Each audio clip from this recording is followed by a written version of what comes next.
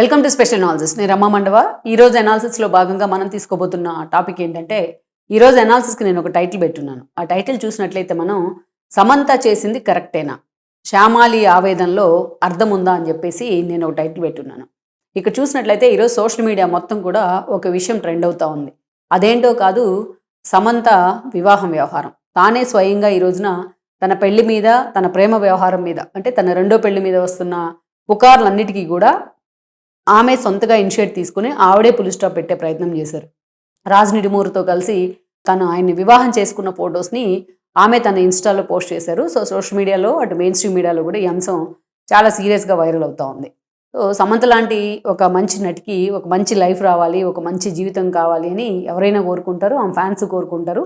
సమంత పెళ్లి చేసుకోవడంలో ఎవరికి అభ్యంతరాలు లేవు, ఎవరికి ఎలాంటి విషయాలు కూడా లేవు. అయితే ఇక్కడ సమంత పెళ్లి ఈ స్థాయిలో ఎందుకు వైరల్ అవుతోంది అనేది అసలు ప్రశ్న. లేటెస్ట్గా ఆమె ఈషా ఫౌండేషన్ సంబంధించిన యోగా సెంటర్లో కోయంబత్తూరులో ఆమె ఆల్రెడీ ఈషా ఫౌండేషన్కి ఫ్రీక్వెంట్గా వెళ్తూ ఉంటారు. అటు రాజ్ నిడుమూర్తో కలిసి చాలాసార్లు వెళ్ళిన సందర్భం ఉంది.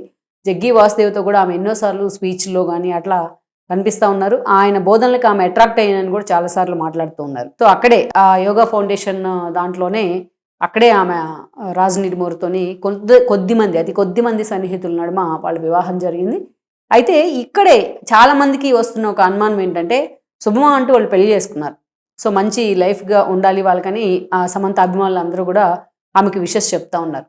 అయితే at the same time Raj Nidumoru భార్య ఎవరైతే ఉన్నారో, అంతకుముందు భార్య అని ముందని పిలవాలా, ఇప్పుడు భార్య అని పిలవాలా అర్థం కావట్లే. సో అంతకుముందు భార్య శ్యామాలి ఒక కీలకమైన పోస్ట్ చేశారు ఆమెని సోషల్ మీడియా వేదికగా. ఎప్పటికప్పుడు ఆమె సమంతకు సంబంధించి, రాజ్ నిడుమూరుకు సంబంధించి ఎప్పుడు ఏ వార్తలు వచ్చినా ఆవిడ సోషల్ మీడియా వేదికగా స్పందిస్తూనే ఉన్నారు ఇలాగే.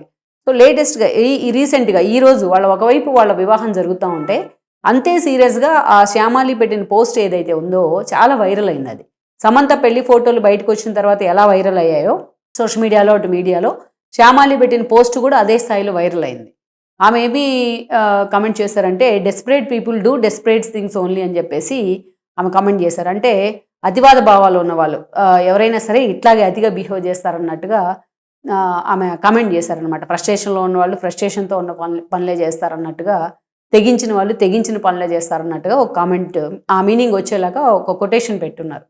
సో మొత్తానికైతే మాత్రం శ్యామాలి యాంగిల్లో చూసినట్లయితే ఎందుకు ఆమె కూడా ఎంత డెస్పరేట్గా ఉన్నారనేది మనకు అర్థమవుతుంది ఈ వివాహం పట్ల. అయితే దీనికి ప్రీవియస్లో కొన్ని అంశాలు మనం మాట్లాడుకోవాలి.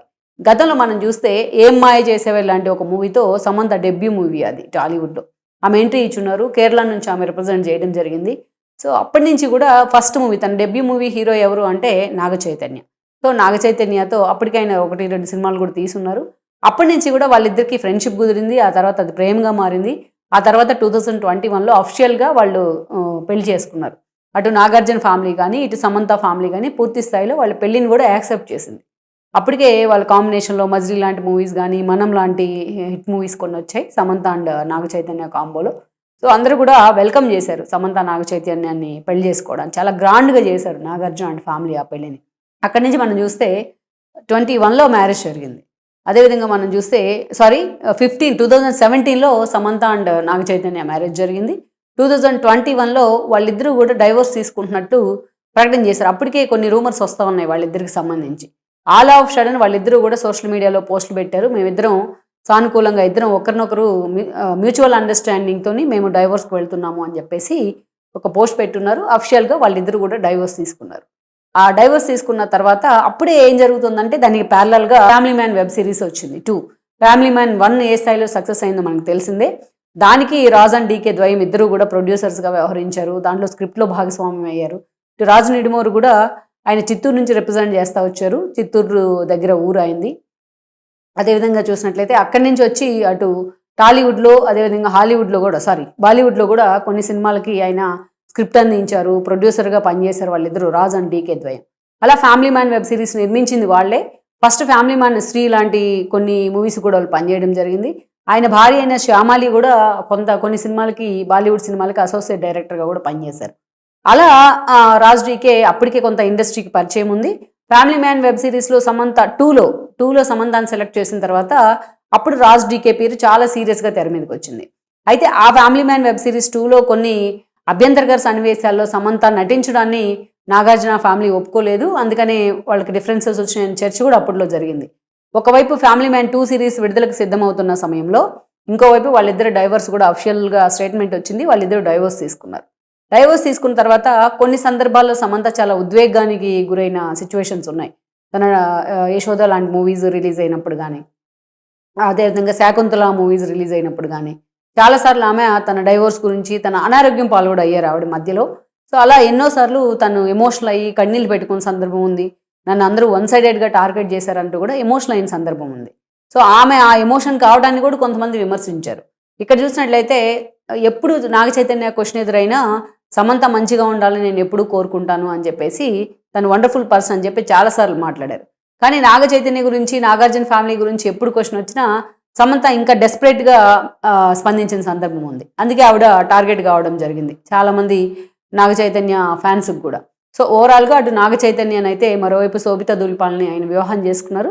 ఓకే, అటు నాగ చైతన్య పెళ్ళి అయిపోయిన తర్వాత సమంత పెళ్లికి సంబంధించి కూడా ఊహాగానాలు. Family man 2 web series success అయిన తర్వాతే అప్పటి నుంచే నిడుమోరుతోని సమంత ఉన్న ఫొటోస్ కానీ, వాళ్ళిద్దరూ సన్నిహితంగా ఉన్న ఫొటోస్ కానీ, సో వాళ్ళిద్దరూ ప్రేమలో ఉన్నారని ప్రచారం జరుగుతూ ఉంది.